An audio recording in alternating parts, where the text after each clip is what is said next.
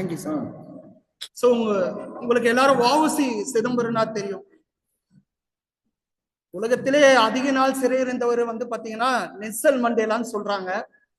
அவரை விட அதிக நாள் சிறைவாசம் அனுபவிச்சர் பாத்தீங்கன்னா வஉசி சிதம்பரம். வரலாற்றுல பாத்தீங்கன்னா ஒரு 34 ஆண்டுகள் சொல்றாங்க, அதிகமாவும் இருக்கும். கிட்டத்தட்ட 34 ஆண்டுகள் பாத்தீங்கன்னா ஜெயில இருந்துட்டு ஆங்கிலேயர்கிட்ட அடி மிதை, அதுக்கப்புறம் பாத்தீங்கன்னா அங்க செக்கிழுத்தல் போன்ற பல செயல்கள் மூலமா வெளியில வராங்க. சோ அவரோட நண்பர் கேட்கிறாரு, கிட்டத்தட்ட 34 வருஷம் சிறைவாசம் அனுபவிச்சிங்க. சோ நிறைய வேதனைகள்லாம் பட்டிருப்பீங்க.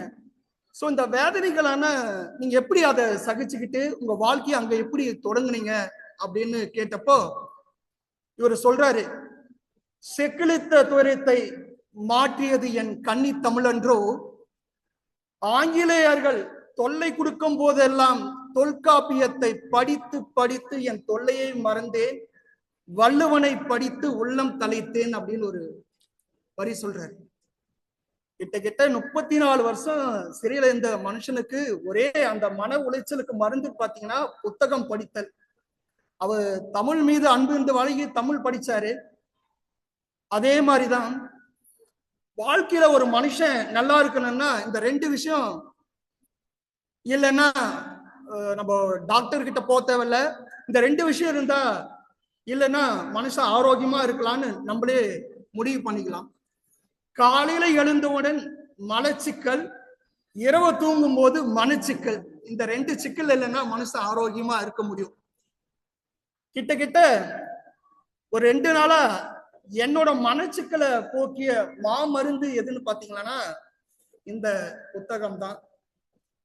இந்த புத்தகத்தின் பெயர் பாத்தீங்கன்னா மூன்றாம் கை என்னும் நம்பிக்கை அப்படின்னு.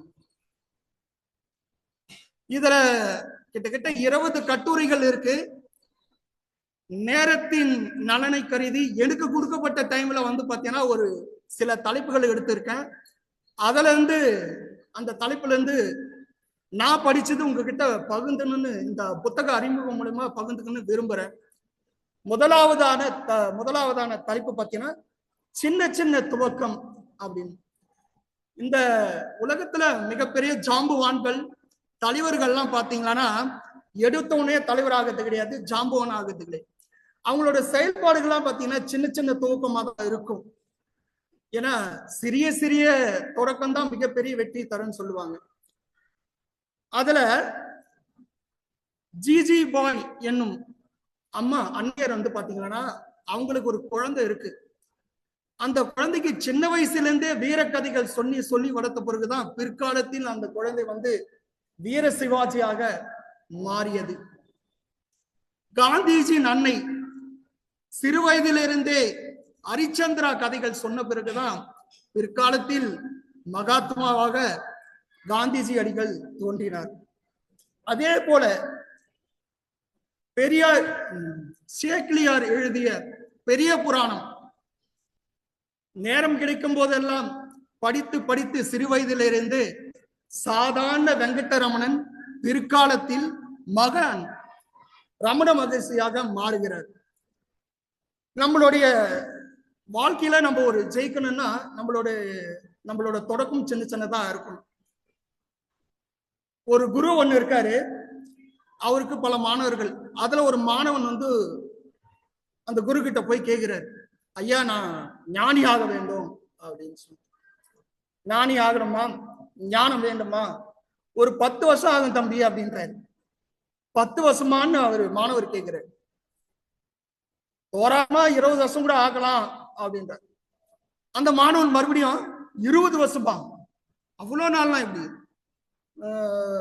துல்லியமா சொன்னு பார்த்தா 30 வருஷம் ஆகும் அப்படின்னு. அந்த மாணவன், நீங்க சொன்ன போனா 10 வருஷம் கூட்டிக்கிட்டே இருக்கிறீங்க, என்னதான் கதை அப்படின்னு. உடனே அந்த சுவாமிஜி அவர்கள் சொல்றாரு, இந்த ஞானம் பெற வேண்டியதுன்னா நீ போற பஸ் ஸ்டாண்டோ இல்ல நீ போற ஊரோ இல்ல உனக்கான ஒரு இலக்கு ஒன்று இருக்குன்னா அதுவே கிடையாது. இந்த ஞானம் என்றது பாத்தீங்கன்னா மனப்பக்குவம்ன்ற ஒண்ணு வேணும். ஞானம் வேணும்னா மனப்பக்குவம்னு ஒண்ணு வேணும், சகிப்புத்தன்மை வேணும். இதெல்லாம் இருந்தாதான் ஞானத்தை அடைய முடியும் அப்படின்னு சொல்றாரு.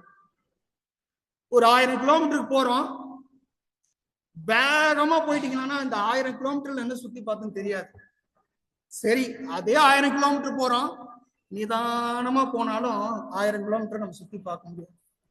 இந்த மாமனருக்கு வந்து புரியவில்லை, இவர் என்ன ஏதாவது சொல்லிட்டே இருக்காரு அப்படின்னு சொல்லிட்டு, தம்பி வியா அப்படின்னு சொல்லிட்டு அவங்க வீட்டை விட்டு கொஞ்சம் தொலைவு போயிட்டு ஒரு மரக்கட்டை ஒண்ணு இருக்கு, தம்பி அதை எடுத்துட்டு வா அப்படின்ட்டு. அது கொஞ்சம் பெருசு, இவன் தூக்குறான் தூக்க முடியல. சரி வியா தம்பி அதை வெட்டிட்டு கொஞ்சமா எடுத்துன்னு வந்து வை அப்படின்ட்டு அவனும் கொஞ்சமா எடுத்துட்டு வந்து வைக்கிறான். சரியா, ஒரு விஷயத்த கத்துக்கணும்னா அவசரப்படக்கூடாது அப்படின்ற. சரி, இன்னும் தெல்ல தெளிவா எனக்கு சொல்லணும்னு சொல்லிட்டு ஒரு ஊர் உள்ள போற ஒரு மனுஷன் ஒரு 70 கிலோ இருப்பாரு. அவர் பத்தி நம்ம மாடை தூக்கிட்டு கட கட கட கடன்னு ஓடுறாரு. இவனுக்கு ஒரு ஆச்சரியமா இருக்கு, மாடு எல்லாரும் அந்த ஊர்ல இருக்கிறவங்க சகஜமா அவனை பார்த்துன்னு தான் போனாங்க. இந்த பையன் மட்டும் போய் அந்த ஆளுகிட்ட கேட்கிறேன், நீங்க ஒரு 70 கிலோ இருப்பீங்க, மாடு பார்த்தீங்கன்னா 500 கிலோ இருக்கும், எப்படி தூக்கிட்டு ஓடுறீங்க அப்படின்னு. என்ன தம்பி இது நீ ஆச்சரியமா கேட்கிற அப்படின்னு. இந்த மாடு சின்ன கண்ணுக்குட்டியா இருக்கிறப்ப நான் குழந்தையா இருந்தேன், டெய்லி விளையாடிட்டு இருப்பேன், விளையாட போறப்பெல்லாம் தூக்கிட்டு ஓடுவேன், கொஞ்சுவேன். இப்ப நான் வளர்ந்துட்டு மாடு வளர்த்துட்டு நான் டெய்லி தூக்குற வேலைக்கு இது எனக்கு மிகப்பெரிய வெயிட்டே தெரியல அப்படின்னு. அப்பதான் அந்த மாணவனுக்கு புரியுது, எந்த ஒரு விஷயத்தையும் கத்துக்கணும்னாலும் நம்ம சின்ன சின்ன துவக்கத்துல இருந்து தான் தொடங்கணும் அப்படின்னு. கடைசியா வர டீச்சர் இல்ல, அவர் அந்த பையன் கேட்கிறார், பாடம் சுகமானதா சுமையானதா அப்படின்னு கேட்கிறார். யோசிக்கிறேன், எங்க டீச்சர் எல்லாம் சொல்லுவார், எதனா படிக்கலன்னா ஃபர்ஸ்ட் வந்த உடனே காலையில ஸ்டார்ட் பண்ணிட்டு இது ஒரு அவருக்கு ஒரு உறுதிமொழி மாதிரியே ஒரு ஏதோ ஒரு மாதிரி சொல்லு, வந்துட்டீங்க, தமிழ் தகராறு, தெலுங்கு தெரியாது, ஆங்கிலம் உங்களுக்கு ஆகாது, கணக்கு கசக்கம், சோசியல் சோகம், சயின்ஸ் டேஸ்ன்னு வரும். சார் என்ன சார் சயின்ஸ் மட்டும் டேஸ்ன்னு சொல்றீங்க, நீங்க எதனா போட்டுப்பா, எதை போட்டாலும் நீங்க படிக்க போதில்ல அப்படின்னு. இவரு கேட்கிறாரு, என்னப்பா பாடம் சுமையானதா சுகமானதா அப்படின்னு. எப்பவுமே பாடம்னா கொஞ்சம் சுமையானதா சாமிஜி அப்படின்றாரு. சரி, ஒரு பாடத்தை திடீர்னு ஒரு புக்கு கொடுக்குறாங்க, புக்கு கொடுத்த உடனே இதை படிச்சு நாளைக்கு எக்ஸாம்னா எழுதுனா எழுதுவியாப்பா அப்படின்னு. கண்டிப்பா முடியாது, பாடம்னாவே ரொம்ப கஷ்டம். இந்த புத்தகத்தை ஒரு 80 பிரிச்சு ஒரு 80 நாளைக்கு ஒவ்வொரு டாபிக்கா படிச்சிடலாம் அப்படின்னு. இப்ப புரியுதா, எந்த ஒரு வேலையும் தொடங்கணும்னா நம்ம சின்ன சின்ன துவக்கத்துல இருந்தே, சின்ன வயசு அதாவது தொடக்கத்துல இருந்தே துவங்கினாதான் அந்த வேலை வந்து வெற்றியில போகும், நம்மளோட இழப்பும் சரியா இருக்கும் அப்படின்றது. சரி, முதல் தலைப்பு வந்து நம்ம வெற்றி அடையணும்னு சொல்லிட்டு துவக்கத்துல சின்ன சின்னதா துவங்குறோம். ரெண்டாவது என்னப்பா, இப்ப துவங்கிட்டோம், நம்ம ஒரு வெற்றியை நோக்கி போயிட்டு இருக்கோம், சரியா வேலை செய்யணும்ல, வேலை செஞ்சாதானே வெற்றி அடைய முடியும் அப்படின்னு. ரெண்டாவது டாபிக் பாத்தீங்கன்னா கடமையை காதல் செய் அப்படின்னு. இந்த டாபிக் பாத்தீங்கன்னா இந்த காதல் என்றது பாத்தீங்கன்னா இந்த மந்த்துக்கு ரிலேட்டட், பிப்ரவரி காதல். இந்த காதல் என்பது எல்லாருக்கும் மீனிங் தெரியும். உண்மையான காதல் என்பது என்ன பாத்தீங்கன்னா அன்பு அப்படின்னு சொல்லுவாங்க. இந்த 4 எழுத்து உலகத்தை ஆண்டு கொண்டிருக்கின்றது இந்த 3 எழுத்து காதல் தான். இந்த உலகம் 3 பக்கங்களால் கடலால் சூழ்ந்ததுன்னு சொல்லுவாங்க. இதை அரவணைத்து அன்பாய் நடத்தி கொண்டிருக்கும் இந்த உலகத்தில் ஒரே ஒரு வார்த்தை அன்பு மட்டும்தான். மரணத்தை போலவே காதலும் ஒரு வித்தியாசத்தை, ஒரு ஒரு பாகுபாடு காட்டாமல் காதலும் அனைவரையும் அணைத்துக் கொள்ளுகிறது அப்படின்னு. இந்த காதல் அப்படின்னா என்ன அப்படின்னு நம்மளுக்கெல்லாம் ராமலிங்க அடிகள் வள்ளலார் தெரியும். அவர் போட்டோ எல்லாம் பாத்தீங்கன்னா இப்படிதான் கையை கட்டி இருப்பார். அவர் சொல்லுவாரு, ஏன் சுவாமிஜி வந்து நீங்க கை கட்டியே இருக்கீங்க, கை வீசி நடந்தால் காற்றுக்கு வலிக்கும் என்று கை கட்டி நடக்கிறேன் அப்படின்னு. இந்த உணர்வோட வெளிப்பாடுதான் காதல் அப்படின்னு. கண்ட பயிரை கண்ட போதெல்லாம், வாடிய பயிரை கண்ட போதெல்லாம் வாடினேன் அப்படின்னு சொல்லுவார். எல்லா உயிர்களுக்கும் உணர்வு உண்டு, இந்த உணர்வுக்கு பேரு தான் வந்து பாத்தீங்கன்னா காதல். கடையனுக்கும் கடத்தேற்றும் படிச்சுட்டு காந்திஜி பிற்காலத்துல மகாத்மாவா மாறினாரு, தேசத்தந்தையா மாறினார். இந்த தேசக்கான அந்த செயலோடன் வெளிப்பாடுதான் வந்து காதல். அது மாதிரி பாரதியார் கவிதை மீது வைத்த கவிதை மீதும் தமிழ் மீதும் வைத்திருந்த உணர்வின் பேருதான் காதல். யாம் அறிந்த மொழிகளிலே தமிழ் மொழி போல் இனிதாவும் எங்கும் காணும் சொல்றார். இந்த மொழியின் பற்றின் பெயர் தான் காதல். பாரதிதாசனோட மாணவன் தமிழுக்கு அமுதென்று பெயர். இந்த உணர்வு, மொழியின் உணர்வு மீது வைத்திருந்த பெயர் தான் இதுவும் காதல். இந்த மாதிரி இந்த அன்பு வந்து பாத்தீங்கன்னா நம்ம வேலையில இருக்கணும், கடமையை காதல் செய் அப்படின்னு சொல்றோம். ஒரு 32 வயசு மனுஷன் வந்து பாத்தீங்கன்னா ஒரு ஜோசியர்கிட்ட போறாரு. எந்த வேலையில ஈடுபாடு இல்லை, அடிக்கடி பதட்டமா இருக்கு, அடிக்கடி ஞாபக மறியதெல்லாம் ஏற்படுது அப்படின்னு சொல்லிட்டு அந்த ஜோசியர்கிட்ட சொல்றாரு.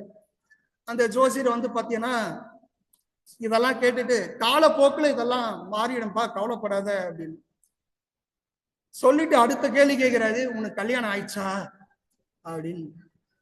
இப்ப இருக்கிற ஜோசியர் கண்டு இந்த மாதிரி வார்த்தைகள்லாம் சொல்லியிருந்தா கண்டிப்பா இந்த மாதிரி சிம்டம்லாம் இருக்கும், கல்யாணம் ஆயிருந்தா அப்படின்னு சொல்லியிருப்பாங்க. ஆனா அந்த ஜோசியர் அப்படி சொல்லல.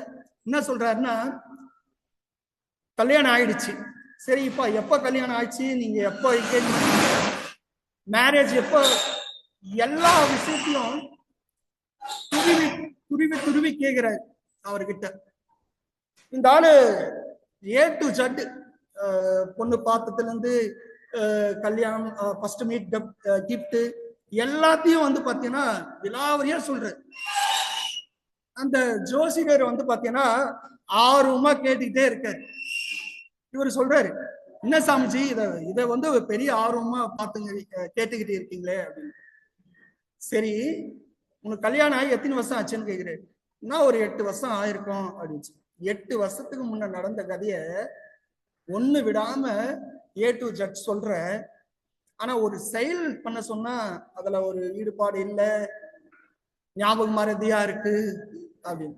சோ அந்த 8 வருஷத்துக்கு முன்னாடி காதல் பண்ண, காதல் மீது மிக ஆர்வம் இருந்தது, அதனால அதோட செயல்கள் மறக்கல.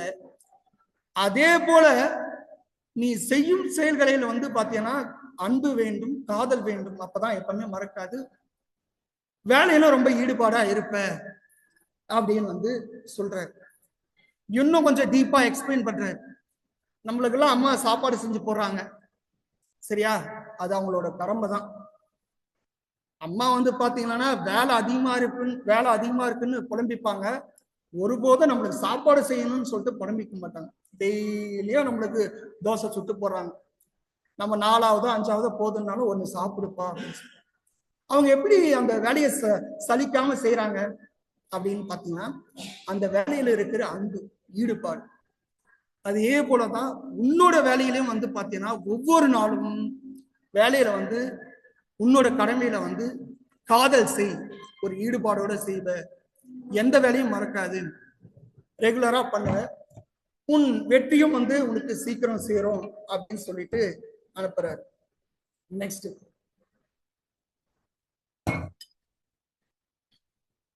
சின்ன சின்ன வேலையை தொடங்கியாச்சு, இப்ப வேலையும் செய்யறோம், அந்த வேலையை வந்து காதலோட செய்யறோம், அந்த வேலை மீது காதலோட செய்யறோம்.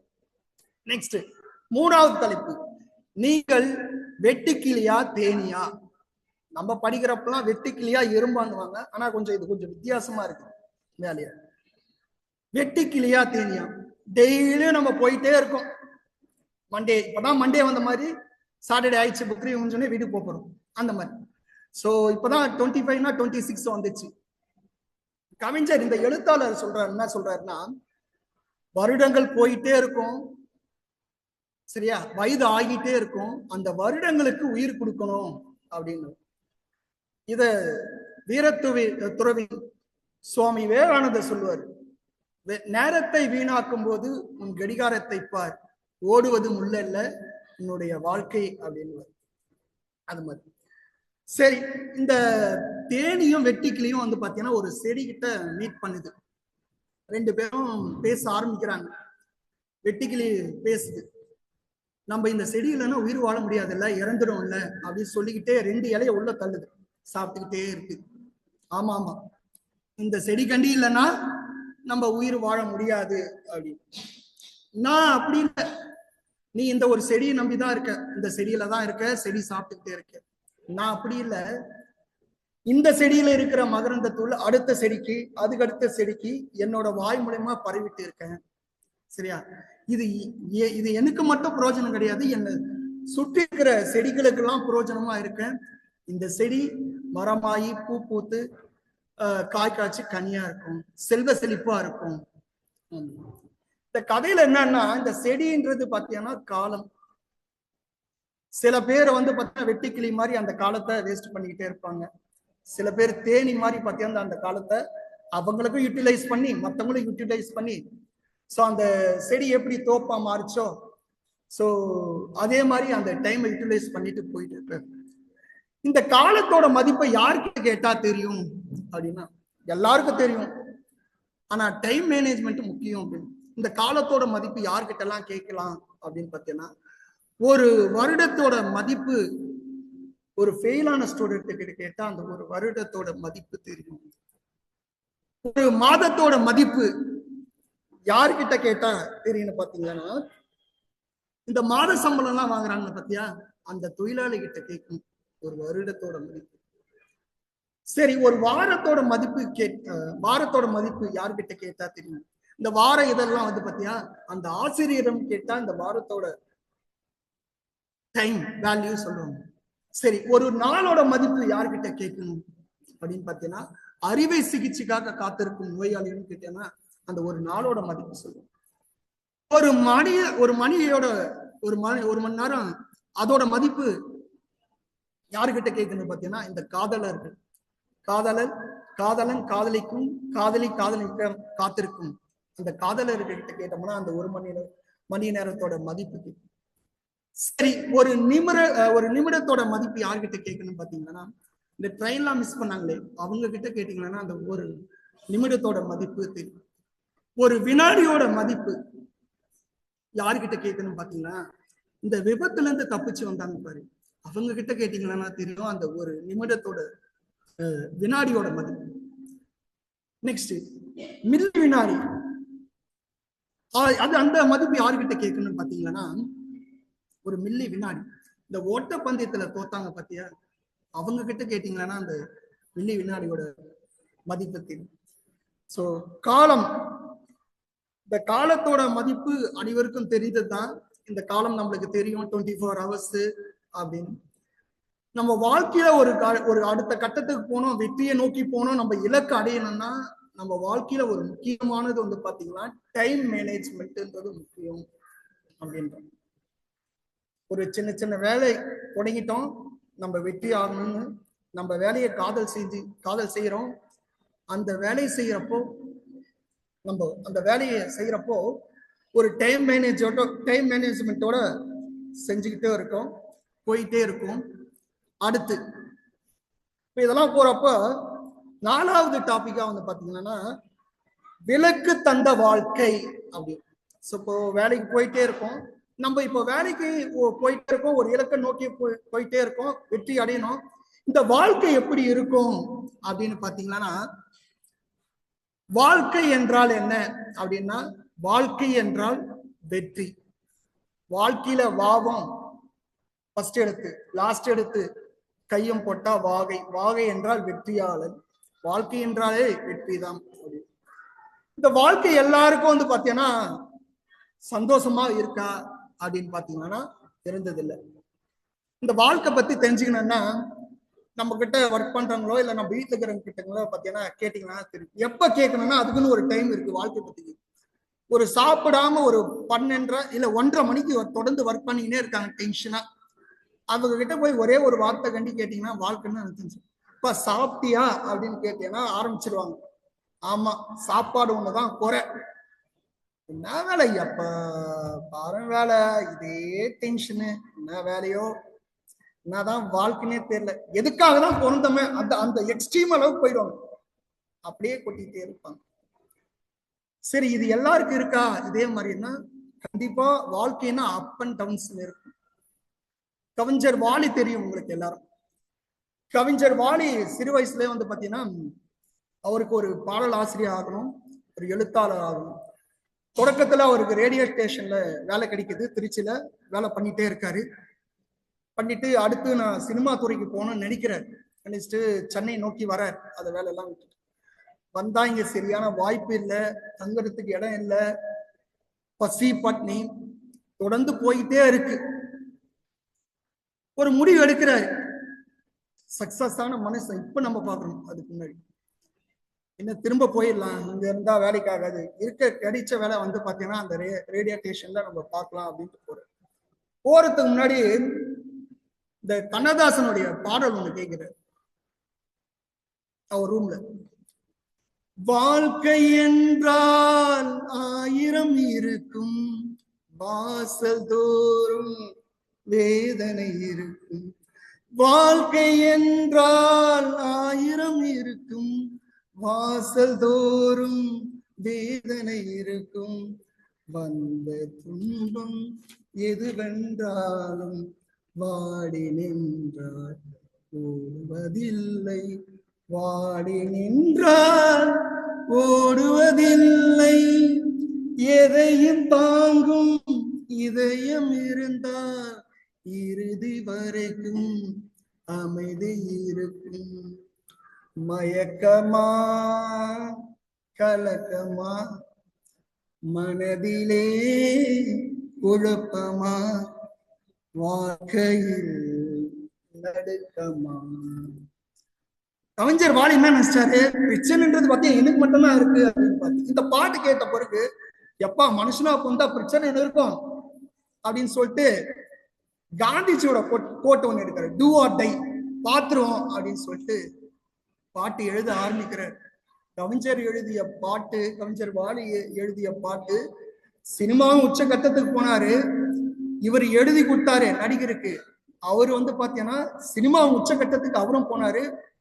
நிறைய நடிகர்கள் தமிழ்நாட்டையே ஆண்டு இருக்காங்க இவரோட பாடல் மூலியமா அப்படின்னு. சரி, இவரோட இந்த பாட்டு எழுதினாரு, கண்ணதாசனோட பாட்டு கேட்டார் பாத்தியா, இவரோட வாழ்க்கைய மாட்டி போச்சுன்னு சொல்றாரு, மாத்தி போட்டாச்சு அப்படின்னு சொல்றாரு. சரி, கண்ணதாசனோட லைஃப் பார்ப்போம். அவரோட லைஃப்பும் வந்து பாத்தீங்கன்னா சந்தோஷமா இருந்ததா அப்படின்னு பாத்தீங்கன்னா, இவரு வாலி சொல்லுவார் சக்சஸ்னா என்ன, சீக்ரெட் ஆஃப் த சக்சஸ் அப்படின்னா இவர் சொல்லுவாரு. என்ன சொல்லுவாருன்னா, லாஸ் கால் கிலோ, லேபர் கால் கிலோ, லக்கு கால் கிலோ, டேலண்ட் கால் கிலோ, ஓப்பு கால் கிலோ, இது சேர்த்து கட்டின பொட்டலம் தான் சீக்ரெட் ஆஃப் த சக்சஸ் சொல்லுவார். இவரு சக்சஸ் ஆயிட்டார் கண்ணதாசன் பாட்டு கேட்டுட்டு. சரி, கண்ணதாசனோட லைஃப் பாத்தீங்கன்னா இப்படி அவரு எடுத்த உடனே சக்சஸ் ஆனாருன்னா, கவிஞர் வாலிக்கு ஒரு பிரச்சனைனா இவருக்கு கண்ணதாசனுக்கு ஒரு பிரச்சனை என்னன்னா வறுமை. ஒரு பாட்டு எழுதுறாரு, ஆனா போதுமான சம்மணம் இல்லை, பசங்க அதிகம், ஒரே விரக்தி, எப்ப பாரு டென்ஷனா இருக்கு. கேட்கறவங்களுக்கு எல்லாம் டைரக்டருக்கு எல்லாம் பாட்டு எழுதி கொடுக்குறாரு, போயிட்டே இருக்கு. ஒரு நாள் வேதனையில ரூமுக்கு போறாரு.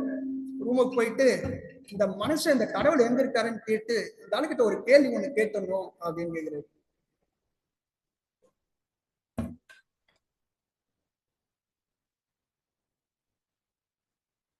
என்ன கேட்கிறான்னு பாத்தீங்கன்னா, கடவுளே எங்க இருக்க, கொஞ்சமா அவங்ககிட்ட பேசணும் அப்படின்னு.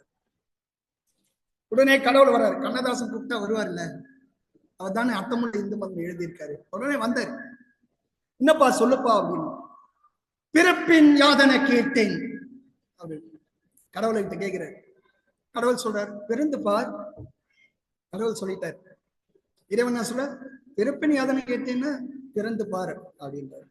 இரண்டாவது, அறிவு என்பது யாதனை கேட்டேன் அப்படின்னு, அறிந்து பார் என்ன இறைவன் சொன்னார். அறிவு என்பதுன்னா அறிந்து பார் அப்படின்னு. அன்பு என்பது யாதனை கேட்டேன், அழித்து பார் என இறைவன் சொன்னார். அன்பு யாதனை கேட்டேன், அழித்து பார் என சொன்னார். பாசம் என்பதை யாதனை கேட்டேன், பகிர்ந்து பார் என இறைவன் சொன்னார். மனையால் சுகம் யாதன கேட்டேன், மணந்து பார் என்று சொன்னேன். பிள்ளை என்பது யாதன கேட்டேன், பிள்ளை என்பது யாருன்னு கேட்டேன், பெற்று பார் என்று இறைவன் சொன்னான். முதுமை யாதன கேட்டேன், முதிர்ந்து பார் என்று இறைவன் சொன்னான். வறுமை யாதன கேட்டேன், வாடிப்பார் என்ன இறைவன் சொன்னான். கண்ணதாசன் கோபம் வந்துச்சு, எல்லாத்தையும் அனுபவிச்சுதான். உடனே கடவுள் கிடைக்கிறது, வாழ்க்கை என்றால் அனுபவித்துதான் அறிய வேண்டும் என்றால் ஆண்டவனை நீ எதற்காக அப்படின்னு ஆண்டவனை வச்சு கேட்கிறாரு. தம்பி இப்படி வாப்பான்னு கடவுள் கூப்பிட்டாரு. கிட்ட வந்து கடவுள் சொல்றாரு, அந்த அனுபவமே நான் தாண்டா அப்படின்னு சொல்லிட்டு. சோ எல்லாருக்கும் பிரச்சனைன்றது பார்த்தீங்கன்னா ஒரே மாதிரி இருக்காது. சில பேருக்கு இந்த பிரச்சனை இருக்கும், சில பேருக்கு அந்த பிரச்சனை இருக்கும். சோ வாழ்க்கைன்னாவே பிரச்சனை தான் இருக்கும். இதெல்லாம் நம்ம தாண்டி தான் போய் ஆகணும். சரி, நம்ம தாண்டி போய் தானே ஆகணும். அப்ப நம்ம என்ன பண்ணணும் அப்படின்னு பாத்தீங்கன்னா, நெக்ஸ்ட் ஒரு மாணவன் ஒருத்தர் இருக்கார்.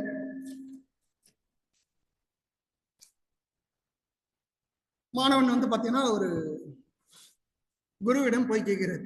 என்ன கேட்கிறாரு பாத்தீங்கன்னா, எவ்வளவு முயற்சி செய்யறேன், நான் வெற்றி மட்டும் அடைய முடியல, வறுமையும் துன்பையும் நான் வாட்டுது அப்படின்னு சொல்லிக்கிட்டே இருக்க.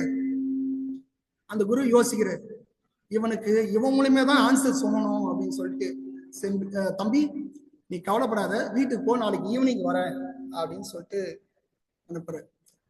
மறுநாள் ஈவினிங் வந்து அந்த பையன் காத்துக்கிறான், குருக்காக காத்துட்டு உள்ள வர்றாரு. அவர் வர்றப்பே பார்த்தீங்கன்னா ஒரு 6 ஆயிடுச்சு. உள்ள வந்த உடனே என்ட்ராகிறாரு. ரொம்ப நேரம் பேசுறாரு, இருட்டாகு. சரி தம்பி நீ ஒரு 10 நிமிஷம் வீட்டை விட்டு வெளியேறு, எனக்கு கொஞ்சம் உள்ள வேலை இருக்காது. உள்ள இருக்கிற பொருள் எல்லாம் பார்த்தீங்கன்னா மாத்தி மாத்தி வச்சிடறாரு. ஒரு 8 மணி ஆகுது, வெளியே வந்து ஒரு 1/2 hour பேசுறாரு. அந்த காலம் இல்ல, கரண்ட் எல்லாம் இல்லை. சரி சரி தம்பி உள்ள போலாம் வா அப்படின்னு சொல்றாரு. சரி குரு வந்த உடனே எப்பா வீடே வெளிச்சம் இல்லாத இருக்கு, என்ன பண்றதுன்னு சொல்லிட்டு அந்த தீப்பொட்டியை தேடுறாரு, விளக்க தேடுறாரு, வேகமா தேடிட்டே இருக்காரு. எந்த பதட்டமும் இல்லாத கண்டிப்பா நம்ம கண்டுபிடிச்சாகணும் அப்படின்னு ஓடிட்டே இருக்காரு. கடைசியா விளக்கு தீப்பெட்டி எல்லாம் கண்டுபிடிச்சு விளக்கு அந்த விளக்கை ஏத்திட்டாரு. அப்ப குரு சொல்றாரு, நீ வந்து இந்த இருட்டான வீட்டுல வந்து பாத்தீங்கன்னா வெளிச்சம் வந்து நினைச்சு ஒரு பதட்டப்படாம வேகமா தேடி இந்த வீட்டை வெளிச்சம் ஆகிட்டு. சோ அதே மாதிரிதான் சில வேலைகள் இருக்கும், நம்மளோட இலக்குகள் இருக்கும், துன்பங்கள் வரும், சரிங்களா? சில டைம் இன்பங்கள் வரும், சில டைம் பிரச்சனைகள் வரும். ஆனா நம்ம இலக்கை நோக்கிட்டு போயிட்டே இருக்கும். இதெல்லாம் தாண்டி அப்பதான் நம்ம சீக்கிரம் வெற்றியானதா மாற முடியும் அப்படின்னு வந்து சொன்னார் அந்த மாணவருக்கு. சரிங்க குரு அப்படின்னு சொல்லிட்டு, சரி நம்ம ஒரு சின்ன சின்ன வேலையை தொடங்கிட்டோம், நம்ம வேலையை காதல் செய்யறோம், அதுவும் வந்து பாத்தீங்கன்னா ஒரு தேனி மாதிரி வேலை செஞ்சுட்டு இருக்கோம், வாழ்க்கைன்னா கஷ்ட நஷ்டங்கள் இருக்கும். அடுத்தது என்னப்பா பாத்தீங்கன்னா ஒரு 5வது தலைப்பு பாத்தீங்கன்னா, நடந்தால் பாதை, படுத்தால் படுக்கை அப்படி. நம்ம சின்ன சின்ன வெற்றி அடைஞ்சிட்டாலும் போதும்பா அப்படின்னா அது வெற்றியின் உச்சகட்டத்துக்கு போக முடியாது. ஒரு நீர் ஒண்ணு இருக்கு, நீரோடை அப்படியே வருது, வந்து ஒரு சின்ன ஒரு பள்ளத்துல தங்குது. 2 நாள் வந்து அந்த நீர் தெள்ள தெளிவா இருக்கு, 3வது நாள் கலர் மாறுது, 4வது கொசு இருக்கிற பாக்டீரியா ஃபுல்லா இருக்கு, 5வது நாள் ஒரு 5 6வது நாள் பார்த்தீங்கன்னா அந்த நீர் ஒரு நோயாளி மாதிரி தெரியும். நம்மளும் அப்படிதான், ஒரே இடத்துல நம்மளும் இருந்துட்டோம்னா அதுக்கு சமமா மாறிடும் அப்படின்னு. இதுல ஒரு கதை சொல்லியிருக்காங்க. 2 நீரோடைகள் வந்து வெவ்வேறு பகுதியிலிருந்து வருது. முதல் நீரோடை, 2வது நீரோடை. முதல் நீரோடை வந்து 2வது நீரோடை பார்த்து கேக்குது, நீங்க எங்கிருந்து வரீங்க, எப்படி இங்க வந்தீங்க அப்படின்னு. அதுக்கு அந்த நீரோடை சொல்லுது, நான் வந்த பகுதி ரொம்ப மோசமானது, தண்ணி நான் ஒரு இடத்துல ரொம்ப தேங்கிட்டேன், இந்த இந்திரம் மூலமா நீர் எரிக்கும் பார்த்தியா, அதில் எரிச்சு அதுலயும் முடியாம கால்வாய் உடைஞ்சி அந்த கால்வாய் இருக்கிற கிருமிகள் பாக்டீரியா மூலமா வந்து அந்த ஊர் வழியா வர்றப்ப விவசாயம் ஒருத்தர் இறந்துட்டாரு. ஸோ அங்க இருக்கிறவங்களாம் என்ன ஒரு மாதிரியா பார்த்தாங்க, என்னோட பாதை இப்படிதான் இருந்தது அப்படின்னு சொல்லு. 2வது நீரோட இருந்தது, என்னோட பாதை அப்படிலாம் இல்லை, நான் வந்த பாதை வந்து மலையிலேருந்து வந்தேன், வந்த பகுதியெல்லாம் வந்து பூவும் செடியுமா இருந்தது, சில மக்கள்லாம் என்னை எடுத்து எடுத்து வாரி குடிச்சாங்க, சில குழந்தைங்கலாம் விளையாடினாங்க, என்னோட பகுதி இப்படிதான் இருந்தது அப்படின்னு. இந்த முதல் நீரோடையும் செகண்ட் நீரோடையும் வந்து பேசிட்டே இருக்கிறப்ப ஆறு சொல்லுது, பேசுறது போதும், வாங்க வாங்க நம்ம அன்னையின் இருதயத்துக்கு போவோம் அப்படின்னா, கடலுக்கு போவோம் அப்படின்னு. இந்த ரெண்டு பேரோட பாதைகள் வேற வேறையா இருந்தது. ஒரு இன்பம் துன்பம் அப்படின்னு நம்ம போயிட்டே இருப்போம், வாங்க நம்ம அப்படின்னு சொல்லிட்டு அதோட இலக்கை நோக்கி போயிட்டே இருந்தது. இருக்கும் இன்பம் துன்பம். வீட்டுல இருந்தா சாதம் சொல்லுவோம், அதே கோயில் இருந்தா பிரசாதம் சொல்லுவோம். வீட்டுல இருந்தா தண்ணி, கோயில இருந்தா தீர்த்தம். வீட்டுல இருந்தா சாம்பல், கோயில இருந்தா விபூதி. ஸோ வேற வேற ப்ராப்ளம் இருக்கும்.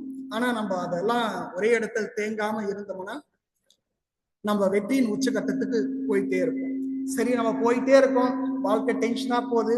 ஆறாவது ஒண்ணு வந்து பாத்தீங்கன்னா, இப்படியே போகணுமா, டென்ஷன் இன்பம், சிரித்தால் சிகரத்தை தொடலாம் அப்படின்னு சார்லி சாப்பின் சொல்லுவாரு அவரோட வரலாற்றுல, நான் சிரிக்காத நாள் நான் உயிரோட இல்லை, சிரிக்காத நாள் உயிரோட இல்லை, என்னோட டைரி என்னோட வாழ்நாள்ல அதை சேர்க்கக்கூடாது அப்படின்னு சொல்லிட்டு எழுதி வச்சிருப்பாரு.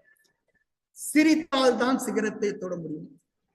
ஒரு தடவை நம்ம கோவப்பட்டோம்னா தெரியும், உடல் இருக்கிற உள்ளுறுப்புகள் வந்து நார்மலா வர்றதுக்கு வந்து 4 ஹவர் ஆகுன்றாங்க. ஒரு கோவப்பட்ட பிறகு உள்ள இருக்கிற உடல் உறுப்புகள் வந்து நார்மல் வர்றதுக்கு 4 ஹவர் ஆகும் அப்படின்னு சொல்றாங்க. இதுல ஒரு கதை சொல்லியிருக்காங்க. முகலாய பேரரசு அக்பர் நம்ம படிச்சிருப்போம். அவரோட அரசவையில விகட கவியா இருக்கிறவர் பீர்பால். ஒரு நாள் வந்து அக்பர் என்ன பண்றாருங்கன்னா, வாக்கிங் போலாம் அப்படின்னு சொல்லிட்டு ஒரு பெட்ஷீட்டை போட்டுட்டு அக்பர், இளவரசர், பீர்பால் போயிட்டே இருக்காங்க. போறப்ப பாத்தீங்கன்னா ரொம்ப நேரம் இப்போ நடந்து போயிட்டு இருக்காங்க. அவங்களுக்கு ஒரு புழுக்கமா ஆகுது. புழுக்கமான உடனே வந்து பாத்தீங்கன்னா பெட்ஷீட்டை வந்து கொடுக்குறாரு. அக்பர் கொடுத்த உடனே இளவரசரும் அவருக்கும் புழுக்கமா இருக்கு, இவரும் கொடுத்துரு. சரி, முன்னாடி நடந்து போயிட்டே இருக்காரு பீர்பால்.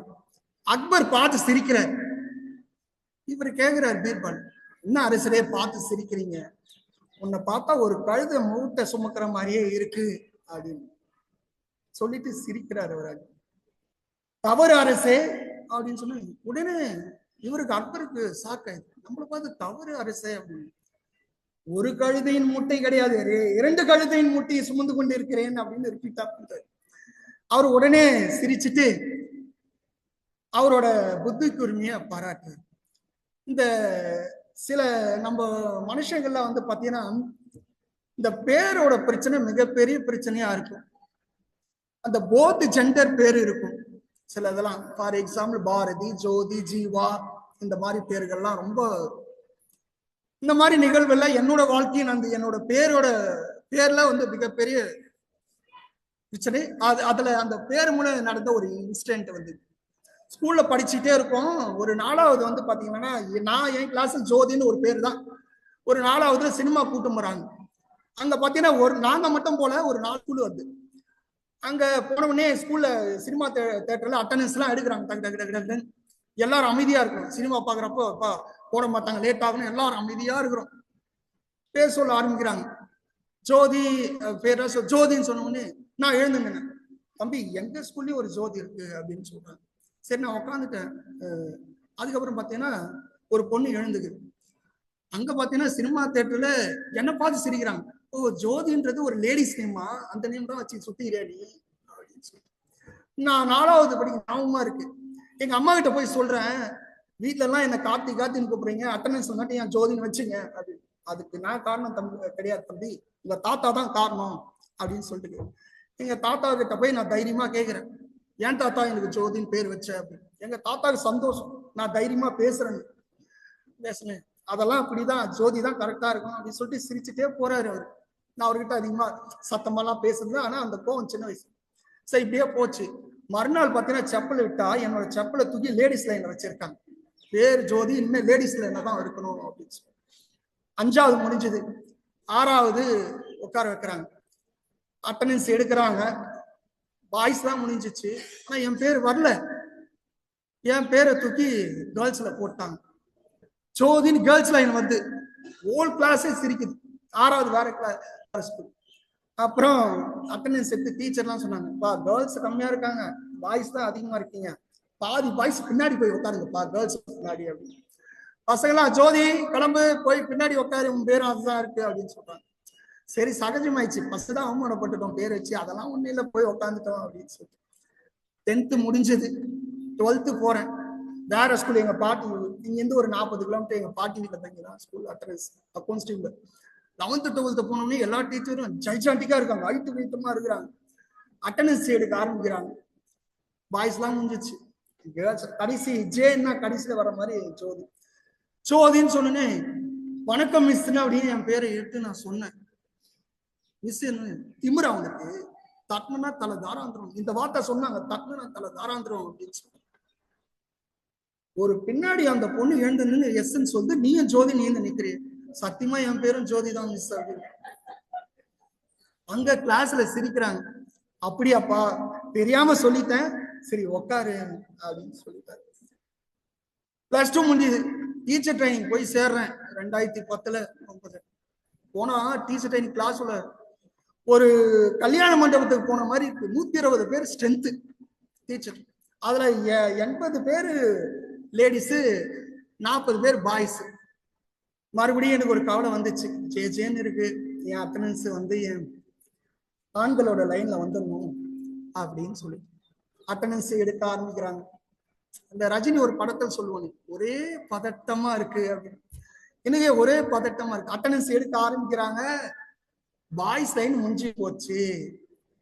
என் மனசுல வந்துச்சு, இன்னைக்கு ஒரு சம்பவம் இருக்கு, 120 பேர் இருக்காங்க, சம்பவம் இருக்கு அப்படின்னு சொல்லிட்டு அட்டனன்ஸ் ஆரம்பிக்கிறாங்க. பாய்ஸ் முடிச்சு, கேர்ள்ஸ் லைன்ல வந்து மிஸ் என் பேரு தான் மிஸ் ஜோதி, வணக்கம் அப்படின்னு சொன்ன. பார்த்தீங்கன்னா 120 பேரும் சிரிக்கிறாங்க, டீச்சரும் சிரிக்கிறாங்க, எல்லாரும்.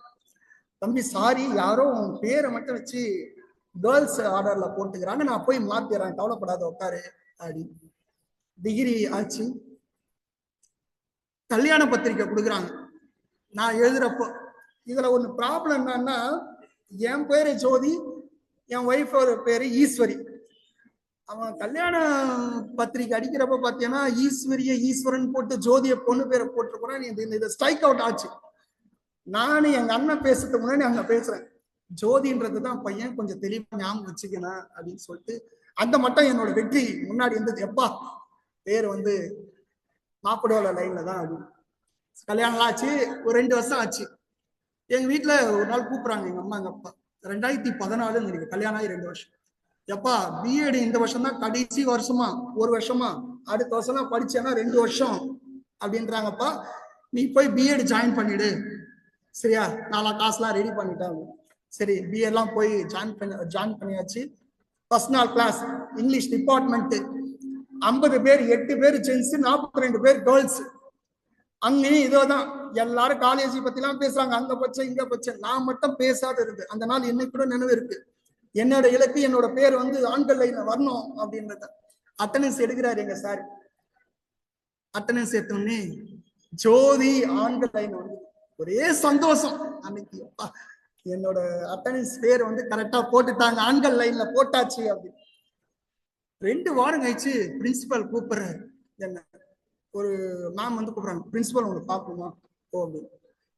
எனக்கு மைண்ட்ல ஓடிட்டே இருக்கு. 2 வாரம் தான் ஆச்சு, எந்த எக்ஸாம் வைக்கல. ஒரு பீஸ் பத்தி டீட்டெயில் இருக்கும், அது நம்ம ஃபர்ஸ்டே கட்டியாச்சு. வேற எதை பத்தி இருக்கும், நம்ம வந்து ஆந்திராவில் பச்ச வரைக்கும் வேற எதனா சர்டிபிகேட் கேட்கிறாங்களோ அப்படின்னு போறேன். உள்ள என்ட்ரான உடனே ஒரு 5 நிமிஷம் என்னை பார்த்து சிரிச்சுக்கிட்டே இருக்காரு பிரின்சிபால்.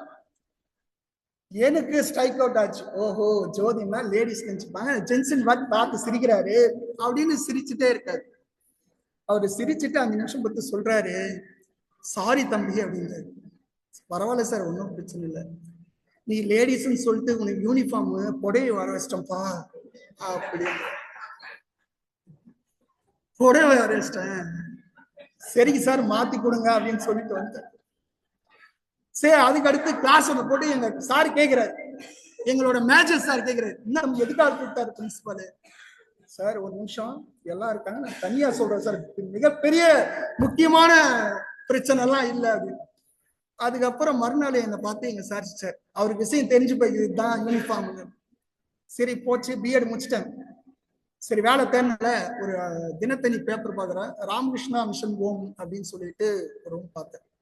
சரி கவர்மெண்ட் எய்டடா இருக்கு, இதுல போடுவோம் அப்ளிகேஷன் சொல்லிட்டு கால் பண்ணி கேட்டேன். சரிங்க தம்பி நீங்க ரெசியூம் அனுப்புங்க பார்க்கலாம் அப்படின்னு சொல்லிட்டு ரெசியூம் அனுப்பியாச்சு. ஒரு 3 நாள் பொறுத்து கால் பண்ணார். அவரு அந்த எச்எம் வந்து நீ என்னோட நம்பர்லாம் சேவ் பண்ணிட்டு சொல்றாரு, ஜோதி நீங்க ஜோதிங்களா அப்படின்னு. வணக்கம் தம்பி, உங்களோட ரெசியூம் அனுப்ப சொன்னா உங்க ஒய்ஃபோட ரெசியூம் அனுப்பிச்சிருக்கீங்க ஜோதின்னு போட்டு அப்படின்றாரு. சார் நான் தான் சார், எங்க ஒய்ஃபு கிடையாது, நான் தான் ஜோதி, அங்க ஜெண்டர்ல போறேன் சார், மேலுன்னு இருக்கும் அப்படின்னு. அவரு சிரிக்கிறார். ஒரு மைண்ட் செட் வந்ததுப்பா, ஜோதினாவே லேடிஸ் நேம் தான் அப்படின்னு சொல்லிட்டு. சரி சரி சரி, ஏன் அதுக்கு கேட்டேன்னா இங்க பாய்ஸும் ஜென்ஸ் ஸ்டாஃப் சேர்ப்பாங்க, அதுக்கு தான் கேட்டேன் அப்படின்னு. சரி வேலையில போய் இன்டர்வியூலாம் செலக்ட் ஆகி ஜாயின் பண்ணிட்டேன். அங்க பிஆர்டியில வந்து பாத்தீங்கன்னா ஒரு ட்ரைனிங் கொடுப்பாங்க 3 நாள் எல்லா டீச்சருக்கு. அந்த டீச்சர்ல அப்போ டீச்சருக்கெல்லாம் ட்ரைனிங் கொடுக்குறப்போ அங்க ஸ்கூல்ல இருந்து என்னையும் இன்னொரு சாரும் அனுப்பிச்சாங்க. அங்க ட்ரைனிங் வந்த மேம் வந்து பாத்தீங்கன்னா டிஓ எல்லாம் இருந்தாங்க ட்ரைனிங் வந்து. உங்க பேரோட விளக்கத்தையும் உங்க பேர் மூலியமா நடந்த இன்சிடென்ட்லாம் எதுனா ஒரு சுவாரஸ்யமான விஷயம் சொல்லுப்பா அப்படின்னு சொன்னாங்க. இருந்தாங்க சார், கிட்டத்தட்ட ஒரு 80 டீச்சர் இருந்தாங்க. அது என்னோட பேர் தான் சுவாரஸ்யமா இருந்தது.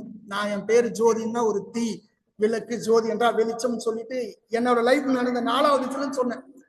நீங்க சிரிச்ச மாதிரி தான் அந்த கூட்டமே ஒரு மீட்டிங் ஆளே சிரிச்சுது. சரி 3 நாள் வந்து மீட்டிங் முடிஞ்சிச்சு, சர்டிபிகேட் டிஸ்ட்ரிபியூஷன் பண்றாங்க. அந்த சூப்பர்வைசர் மேம் என்னை பார்த்து சிரிச்சுக்கினே இருப்பாங்க, கொடுத்தாங்க. அரவிந்த் சார் வந்து வாங்கிக்கங்க, யுவராஜ் சார் வந்து வாங்கிக்கங்க அப்படின்னு. மிஸ் ஜோதி வந்து வாங்கிக்கங்க, மிஸ் ஜோதி வந்து வாங்கிக்கங்க அப்படின்னு. நான் எழுந்து நிக்கிறேன். ஐயோ உங்க பேர் தான் ஜோதியா, நான் ஜோதி மிஸ் ஜோதின்னு போட்டேன், சர்டிபிகேட் மாத்திட்டேன் சாரி அப்படின்னு சொல்லிட்டு சிரிக்க ஆரம்பிச்சுக்கிறேன். சரி விடுங்க மிஸ், ஒன்றும் பரவாயில்ல அப்படின்னு. சரி அதுக்கப்புறம் என்ன ஆறுதல் பார்த்ததுக்காக நான் வந்து பெரிய ஃபீல் பண்ணல. சரி என்னை பார்த்து சிரிச்சுன்னு இருந்தாங்க. தீவா வந்து பாத்தீங்கன்னா அந்த ட்ரைனிங் மேம்க்கு சர்டிபிகேட் கொடுத்தாங்க. நான் ஜோதி சார் கையால வாங்கிக்கிறேன் அப்படின்னு சொல்லிட்டு வாங்கினாங்க. உன்னை மறக்கவே மாட்டேன் தம்பி அப்படின்னு சொல்லிட்டு வாங்க. சரி இதோட பிரச்சனை முடிஞ்சுதான்னா இல்ல, அங்க வேலை விட்டு வந்தாச்சு. நம்ம ஸ்கூல் பக்கத்துல நம்ம சேவாலயோட ஹெட் ஆபீஸ் இருந்தது, அங்க ரெஸ்டிங் கொடுத்தேன். அதுக்கப்புறம் ஒரு வாரம் பொறுத்து கூப்பிட்டாங்க. நான் வந்தேன், என் ஃப்ரெண்டு கூட தான் பைக்ல வந்தேன். இந்த இடத்த வந்து இன்டர்வியூ அட்டன் பண்ணலான்னு. இன்டர்வியூ அட்டன் பண்ணதுக்கு வந்தேன். வந்தா ஆடிட்டோரியம் உட்காருப்பார். எச்சம்லாம் பார்த்தாச்சு. ஒரு 10 நிமிஷம் ப்ரிப்பரேஷன் பண்ணி ஒரு டாபிக் எடுக்கணும்னு சொன்னாங்க. சரி நான் போனேன். ஆடிட்டோரியம் வந்தா பார்த்தீங்கன்னா ஒரு கூட்டமா இருந்து நிறைய பேர் இருந்தாங்க. காஞ்சனாக்கா வராங்க. இங்க யாருப்பா ஜோதி மிஸ், கொஞ்சம் டெமோ எடுக்க கூப்பிடுறாங்க அப்படின்னு. என் ஃப்ரெண்டு சொல்றான், அவள் ஒரு தொடர் கதை மாதிரி இங்கேயும் ஜோதி லேடிஸ் நேம் தானே சேர்த்துக்கிறாங்க அப்படின்னு. கம்முன்னு சொல்லிட்டு எடுத்தேன். வேலையை சேர்ந்தாச்சு. 2nd ஃப்ளோர் 3rd ஃப்ளோர்லாம் இங்க இருக்கிற டீச்சருக்குலாம் தெரியும். 6th எல்லாம் அங்கதான் இருந்தது. 6th உட்காந்துக்கிறேன் ஒரு நாள். 7 பீரியடு, 5வது லஞ்சுக்கு அப்புறம் மட்டும் ஃப்ரீ. 5வது பீரியடு ஃப்ரீ. நோட்டு கரெக்ஷன் பண்ணிக்கிறேன். ஒரு பையன் நோட்டு எடுத்துக்கின்னு 3 தடவை கிராஸ் பண்றான், மூச்சு வாங்குது. நான் நோட்டு பார்த்து கரெக்ஷன் பண்ணிக்கினே இருக்கேன். 4வது முறை வந்தான். ஒரு 2:05 ஆயிட்டு இருக்கும், 1/2 hour. இப்படி வாடா, எதுக்குடா இத்தனை முறை சுத்திட்டு இருக்க? சார் கிரவுண்ட் ஃப்ளோர் போனேன், 1st ஃப்ளோர் போனேன், 2nd ஃப்ளோர் போனேன், ஜோதி மிஸ் மட்டும் இல்ல சார் அப்படின்னா. தம்பி ஜோதி மிஸ் கிடையாது, ஜோதி சார் தான், அது நான் தாண்டா அப்படின்னு அந்த பையன் ஒரு சிரிப்பு சிரிச்சான் அப்படின்னு. சோ அந்த மாதிரி இந்த பேரில வந்து பார்த்தீங்கன்னா இந்த போத் சென்டர் நேம்கள்லாம் வந்து சுவாரஸ்யம். அது என் லைஃப்ல நடந்து. ஒரு நாள் திருடன் வந்து ஒரு வீட்டுக்கு திருட போறான். திருட போயிட்டு கோணி பை எடுத்துட்டு பொருள்லாம் போட ஆரம்பிக்கிறான். ஒரு குழந்தை அந்த வீட்டுல ஒரு 5வது 6வது படிக்கும். அந்த குழந்தை இழந்துக்குது. அந்த திருடன் பயந்து போய், எம்மா கத்தி சத்தம் போடாத சரியா, நான் அப்படியே போயிடுறேன் அப்படின்னு அந்த திருடன் சொன்னேன். நீ போனோம்னா என் ஸ்கூல் பேக்கை ஃபர்ஸ்ட் எடுத்துடு, அப்பதான் கத்தாம இருப்பேன் அப்படின்னு. இந்த மாதிரி நம்ம வாழ்க்கையில வந்து ஓடிக்கிட்டே இருக்கோம். நகைச்சுவை முக்கியம், சிரிப்புன்றது முக்கியம் அப்படின்னு. இந்த கோபத்தினால பல நோய்கள் வருது. எப்பெல்லாம் நம்மளுக்கு சந்தர்ப்பம் கிடைக்குதோ நம்ம சிரிச்சு, நம்ம ஆரோக்கியமா சிரிச்சுக்கிட்டே ஆரோக்கியமா நம்மள வெற்றியோட இலக்கை நோக்கி போயிட்டே இருக்கும். சரி போயிட்டே இருக்கோம், வெற்றி அடைஞ்சிட்டே இருக்கோம். இந்த வெற்றி கடைசி வரை இருக்கணும் அப்படின்னா கடைசி வரையும் இந்த வெற்றி இருக்கணும்னா நம்ம என்ன பண்ணணும்னா, மூன்றாம் கை முளைக்கட்டும். நம்மளுக்கு மூணாவது கை தேவைப்படுது. 2 கை இருந்தா மட்டும் வெற்றி அடைய முடியாது. மூணாவது கை நம்பிக்கை என்ற இருந்தா மட்டும்தான் நம்ம என்ன பண்ண முடியும், வாழ்க்கையில வெற்றி அடைய முடியும். அப்படி மாவீரன் அலெக்சாண்டர் தெரியும், வரலாற்றுல அதிக பக்கம் இருக்கிறது அவருக்கு. அது மட்டும் கிடையாது, உலகிலே அதிக பக்கங்களை பிடிச்ச மனுஷன் இவரு. போருக்கு போறதுக்கு முன்னாடி, ஒவ்வொரு நாட்டா ஆள்றதுக்கு முன்னாடி போறதுக்கு முன்னாடி இருக்கிற சொத்தெல்லாம் நம்ம ஊர் ஜனங்களுக்கு கொடுக்கணும்னு சொல்லிட்டு அள்ளி அள்ளி கொடுக்குறாரு. கொடுத்துட்டு இருக்கிறதெல்லாம் கொடுக்குறாரு. அவங்க நண்பர் ஒருத்தர் கேட்கிறாரு, எல்லாத்தையும் கையில் கொடுத்துட்டா நீ என்னடா வருங்காலத்துக்கு என்னடா வச்சுப்ப அப்படின்னா, அலெக்சாண்டர் தைரியமா சொல்றாரு, மாவீரன் அலெக்சாண்டர், நம்பிக்கைன்னு என் கையில ஒண்ணு இருக்கு, அது மட்டும் போதும்பா, நான் எப்படினாலும் போயிடுச்சுக்குவேன் அப்படின்னு. தொடர்ந்து நம்ம வாழ்க்கையில தொடர்ந்து இருக்கணும்னா, வெற்றி அடையணும்னா இந்த நம்பிக்கைன்னு ஒண்ணு தேவை. முக்கியமா நம்ம ஸ்கூல்ல இருக்கிற மும்மூர்த்திகள் நம்பிக்கைக்கு அடையாளம். பாரதியார் எடுத்துக்குங்க. பாரதியார் இந்த இந்தியாவில ஆங்கிலர் ஆண்டபோது ஆங்கிலோட தூக்கத்தை சிதைச்சவர் யாருன்னு பார்த்தீங்கன்னா பாரதியார் மட்டும்தான். ஏன்னா அவரோட வரிகள் அப்படி நம்பிக்கையா இருந்தது. அப்படி எழுதினார். எத்தனை தடவை பாண்டிச்சேரிக்கு போனா தமிழ்நாட்டை பிடிச்சுக்கிறப்பெல்லாம் சொல்றாரு, அச்சமில்லை அச்சமில்லை அச்சம் என்பது இல்லையே, இச்சகத்தோர் எல்லாம் எதிர்த்து நின்ற போதிலும் அச்சமில்லை அச்சமில்லை அச்சம் என்பது இல்லை, உச்சி மீது வானிலிருந்து விழுகின்ற போதிலும் அச்சமில்லை அச்சமில்லை அச்சமில்லை. அப்படி பாடி ஆங்கிலேயரின் தூக்கத்தை சிதைச்சவர், அவங்களுக்கெல்லாம் நிம்மதி இல்லாத பண்ணவர். இந்த பாடல் நம்பிக்கை வரிகளும் சுதந்திர போராட்டத்துக்கு நிறைய பேர் சேர்த்தார். சுதந்திரத்துக்கு முன்னாடியே ஆளுங்கெல்லாம் கூப்பிட்டு பாடினார், ஆடுவோமே பல்லு பாடுவோமே ஆனந்த சுதந்திரம் அடைந்து விட்டோம் அப்படின்னு சொல்லிட்டு. இந்த மாதிரி நம்பிக்கை வரிகள் தான் நம்ம இன்னைக்கு சுதந்திரமா இருக்க முடியும். காந்திஜி எடுத்துக்கங்க, மகாத்மா, தேசத்தந்தை பாபுஜி. காந்திஜிக்கு மகாத்மான்ற பட்டம் யார் கொடுத்தது தெரியுமா? ரவீந்திரநாத் தாகூர் தான் கொடுத்தார். காந்திஜிக்கு தேசத்தந்தை என்ற பட்டம் யார் கொடுத்தது பாத்தீங்கன்னா சுபாஷ் சந்திர போஸ். பாபுஜின்னு யார் கூடுவாங்கன்னா ஜவஹர்லால் நேரு தான் அடிக்கடி காந்திஜியை பாபுஜி கூடு. இன்னைக்கு வரைக்கும் ஒரு நாட்டை கைப்பற்றணும், நம்மளுக்கு ஒரு உரிமை வேணும்னா போர் போட்டு சண்டை போட்டு தான் வாங்கணும். ஆனா காந்திஜி அதை வச்சு பண்ணல. ஒரு அகிம்சைன்ற ஒரு வார்த்தை மூலம் இறுதியும் போராடி அந்த நம்பிக்கை, அவரோட நம்பிக்கைன்னு பாத்தீங்கன்னா இந்த அகிம்சை தான். வெற்றி அடைஞ்சார். விவேகானந்தர் எடுத்துங்க, நம்பிக்கையின் மறுவுருவம். அமெரிக்கா போகிறதுக்கு முன்னாடி அவருக்கு அட்ரஸே, அவர் யாரு என்ன ஏதுன்னு தெரியாது. அங்க போயிட்டு சிஸ்டர் அண்ட் பிரதர்ஸ் ஆஃப் அமெரிக்கான்னு சொன்ன பிறகு அமெரிக்காவில் அவர் கூப்பிடாத ஆளே கிடையாது. அவரோட இந்தியாவின் நம்பிக்கை பாத்தீங்கன்னா சுவாமி விவேகானந்தர். இது மாதிரி வரலாற்று சில பகுதிகள்லாம் நம்மளுக்கு தெரியாமே இருக்கலாம், இருக்கு சில பகுதிகள். உலகத்திலே மிக கொடூரமானவன் யாருன்னு பாத்தீங்கன்னா ஹிட்லர் தான் இது வரைக்கும் சொல்றாங்க. ஹிட்லர் நிறைய பேரை சாகடிச்சுக்காரு. காலினிக்க ஆதிக்கத்தை விட மிக பல மடங்கு பண்ண ஆளு. அந்த ஆளுகிட்ட பாத்தீங்கன்னா 1930 நினைக்கிறேன், அவர் ஒரு உரை அறிவிக்கிறார். இந்தியர்கள் ஆரியர்கள் அல்ல, அவங்க ஒரு கருப்ப சருமத்தை சேர்ந்தவர்கள் அப்படின்னு சொல்லிட்டு அவதூறா இந்தியா பத்தி பேசுற. இது பேசி ஒரு தமிழ்நாட்டை சேர்ந்த ஒரு ஆள், சுதந்திர போராட்ட வீரர். அவர் பாத்தீங்கன்னா இந்தியாவுல மட்டும் சுதந்திர போராட்ட வீரரா இல்ல, உலகம் முழுவதும் வந்தே மாதிரின்ற கோஷத்தை பாத்தீங்கன்னா உலகம் முழுவதும் எத்தமொழி இந்திய சுதந்திரத்துக்காக போராடினவர் யாருன்னு பாத்தீங்கன்னா செம்பகராமன் சொல்லிட்டு. நம்பிக்கையா ஒரு தைரியமா, நம்பிக்கை இருந்தால்தான் தைரியம் இருக்கும், தைரியம் இருந்தால்தான் நம்பிக்கை வர மாதிரி ஒரு தைரியம். நீங்கள் சொல்லியது தவறு, நீங்கள் பேசியது தவறுன்னு ஹிட்லர்கிட்ட எழுதுறாரு தைரியமா. ஹிட்லர் 100 அடி இருந்தாவே 6வது பக்கம் வர மாட்டாங்க, தைரியமா எழுதுறாரு, நீங்க சொல்லியது தவறு, எங்களுடைய சருமம் வேணால் கருப்பாக இருக்கலாம், எங்களுடைய இதயம் கருப்பு கிடையாது அப்படின்னு சொல்லிட்டு எழுதுறாரு. நீங்கள் மன்னிப்பு கேட்க வேண்டும் அப்படின்னு சொல்லிட்டு லெட்டர் எழுதுறாரு. எழுதி அனுப்பிச்சதுக்கு அது பெரிய பாப்புலரா அங்க இருக்கிறவங்களாம் ஒரு சர்ச்சை எழுந்தது. ஹிட்லரு வாய் வழியா மன்னிப்பு கேட்டது பாத்தீங்கன்னா இவர்கிட்ட மட்டும்தான், செண்பகராமன்கிட்ட வாய் வழியா மன்னிப்புன்னு கேட்கிறாரு. இவர் சொல்றாரு அடுத்த லெட்டர், நீ வாய் வழியா சொன்னா மட்டும் போதாது, ஒரு லெட்டர் கைப்பட எழுதி அனுப்பணும் அப்படின்னு சொல்லிட்டு, அதுக்கும் ஹிட்லரு கைப்பட நான் சொன்னது தவறுதான் சொல்லிட்டு, எவ்வளவு பெரிய நம்பிக்கை செண்பகராமன். சோ நம்ம வாழ்க்கை பயணங்கள்ல வந்து பாத்தீங்கன்னா நம்பிக்கைன்றது எப்பவுமே இருக்கும். தாராபாரதி சொல்வார், வெறுங்கை என்பது மூடத்தனம், விரகள் 10 மூலதனம் அப்படின்னு சொல்லுவார். சோ நம்ம வாழ்க்கையின் உச்சகட்டத்துக்கு போயிட்டே இருக்கும், வெற்றி நிலையா இருக்கணும் அப்படின்னு பாத்தீங்கன்னா கண்டிப்பா இந்த நம்பிக்கைன்னு ஒண்ணு இருந்தா போதும், நம்ம வெற்றி கண்டிப்பா அடைஞ்சே தரும். வெற்றியின் உச்சகட்டத்துக்கு போவோம்னு சொல்லி வாய்ப்பளித்த அனைவருக்கும் நன்றி. Thank you sir. ஆன்லைன்ல யாராச்சும் கமெண்ட் சொல்றீங்களா? சார் வணக்கம். முதல் ஆளா நான் சொல்றேன் ஆசைப்படுறேன். ஜோதி சார், நான் கேட்கறதா பேசுறது? கேக்குது சார். Okay, super sir. ரொம்ப ஃபர்ஸ்ட் கிளாஸா இது பண்ணீங்க. ரொம்ப நல்லா இருந்தது. ஒரு நபர் வந்து ரொம்ப சூப்பரா போச்சு. எல்லாருடைய அட்டென்ஷனை பிடிச்சு வச்சுட்டீங்க. ஸோ ஆரம்பிக்கும் போது சில விஷயங்கள் கொஞ்சம் நல்லா நோட் பண்ணிக்கிற மாதிரி, டேக் ஹோம் மாதிரி ரொம்ப சூப்பரா இருந்தது.